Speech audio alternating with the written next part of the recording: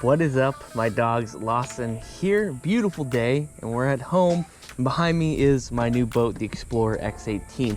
Today we're gonna do a full walkthrough of the boat and kind of give you guys a tour of it, because I realized I never really did that. I made that big long video where I went up and did a road trip to get the boat, but I didn't really actually talk all that much. I gave a brief overview, so I figured we'd make a separate video where we could just kind of walk through it and go through the whole entire spiel.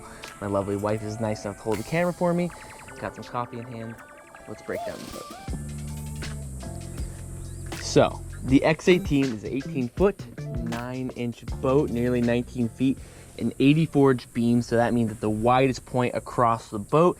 It drafts between 5 to 7 inches, has a 17-gallon fuel tank, and that's about all the technical specs that you really need to know about it. So, this boat's pretty interesting. The story, I guess, behind the designers and builders, who I have no affiliation with, no sponsorships, anything like that, just bought this boat because I thought it looked really great. The guy designed it because he wanted to be able to do like big backcountry trips where he could fit a bunch of stuff into his boat. So you'll notice this boat has a huge cockpit inside of it. There's a ton of space for storage, for bags, camping gear, for even sleeping inside the boat if you really want to. Along the edges underneath the gunnels here, there is 2 rod holders on each side, big long tubes. I have a fly rod on that side, so they're really long and have tons of space for all your different types of rods. And the gunnels themselves are very wide, very well balanced. You can run up and down. This boat, for the most part, right now, is actually pretty bare bones when it comes to skiffs. There's no live well in it.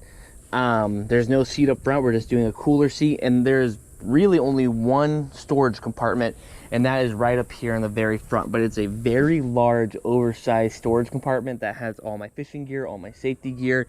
The fuel tank is also up front as well, and so there's tons and tons of space for everything you need. And then in the back of the boat back here, there's actually a storage compartment underneath where you would sit to drive the boat. That is really great for, I shove my camera bag there. I'll put camping gear underneath there. When I've been bringing out my dog Sadie with me, she'll actually lay underneath that and get out of the sun, so that works perfectly.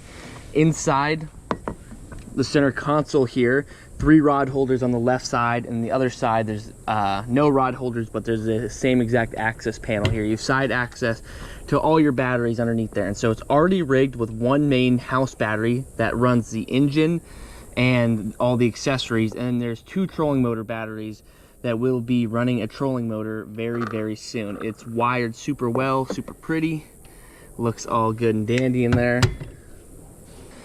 All right, and then on the center console here, we have a Garmin unit mounted inside. I'll be honest, I have not actually used electronics very much in any of the boats I've owned. Growing up, I fished basically in the same river all the time. That's where I learned how to fish. I didn't really start fishing in other places until I was probably 22 years old, nearly. Even the first few years of making YouTube videos, I was almost always fishing the exact same body of water. So I never ever use electronics because I knew the water. I didn't need to use it. So this has side imaging, down scan, GPS, all like the basic things that you can use now. And so I'm really excited to dial in side scan and learn how to use all that. And I've been texting my buddy Matt Streichel, getting some tips for it. Here in the stern, we have a beautiful polling platform, 2 rocket launch holders in the back right here, rod holders. Then we have a bucket holder, which is pretty interesting setup here. It has a bucket mount built into the polling platform. I've never really seen that before, to be honest, but I kind of like it. Not really sure what I'm gonna do with this bucket. And the boat itself came with a Yeti bucket, you know, a big fancy stupid $50 bucket for no reason. But in the back, what you're actually interested in, 60 horsepower Mercury, and we have 2 trim tabs as well in the back, and a 4-bladed prop, so she gets up very, very quick on plane. Now, the tin can, the previous crappy John boat that I had a Mercury on it, but that was a very old and busted Mercury. This is a new 2022 60 horsepower Mercury, and it'll be really the first one I owned. On my Hughes that I had for a long time, it had a 115 Yamaha, and that was a great engine, but I've heard nothing but good things from the Mercury here. All right, keep rotating around. Something little of note, but pretty interesting.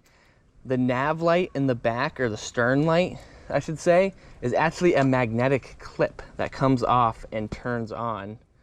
Well, you'd hope that turns on. there it goes. It turns on by a button and has different settings on it, and it has a lanyard on it that you can just pull on and off, and then it clips with a very, very strong magnet on the back. I'm not sure if I like it or not, but it's pretty cool. Now, along the side here, we have a push pole. This is in fact not my push pole. This is my buddy Jacob's. He just let me borrow it for the moment until I get a push pole and a trolling motor. We will have one on here, but the boat came in with push pole clips already built into it, and it fits in super well, mounts really tight, no complaints, no nothing. And then in the very front, something I haven't talked about, there is speakers. 2 speakers in the front, 2 speakers in the back. And this is the first boat I've ever owned that has speakers and actually can bump music while I'm running around. It's hard because making videos, I can't use traditional music and listen to that. If that's in the footage, I won't be able to post the videos. So being able to have speakers at least while I'm running and doing things and, you know, lighten the mood, blast some tunes is quite nice.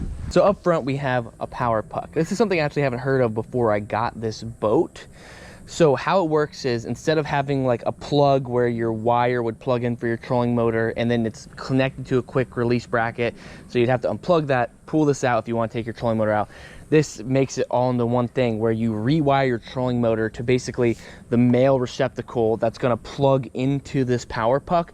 And so your trolling motor itself is the plug and just slides onto here, and you're plugged in and you're hardwired, and you pull it out and you're free. So there's no excess wiring, there's no excess electronics to rust or anything like that. It's just one really nice unit that plugs in. So I'm really, really stoked about that. Truth be told, there's not a ton else to talk about here on the boat. It's pretty simple by design, and what's nice is in the future, if I want to add things, I can add a live well in the front. You know, we can add more rod holders, this and that. But I have found now, as I've owned a few different boats and I fish nearly 5 days a week for very long hours, from 5 a.m. till 5 p.m. some days, simple is better. I basically been trying to fine tune a boat to where it has the tools that I need on it and really nothing more. The bigger a boat is and the more things that are on it, the harder it is to maintain it and keep it and take it out and stop things from breaking. So this boat is pretty bare bones at the moment, but that's exactly kind of how I like it. It's simple, but it's gonna get the job done beautifully. Well, that is the breakdown of the boat. Nice quick little tour. If you guys have any questions, or if you have any comments, thoughts, things we could add, things we should add to the boat, leave them down below in the comments. I will appreciate that, and I'll love to hear what you guys have to say. Patreon will also be linked down below if you have been following along. We've left all of our sponsors here on this channel and doing things just solely funded by YouTube and you guys watching, and support on Patreon.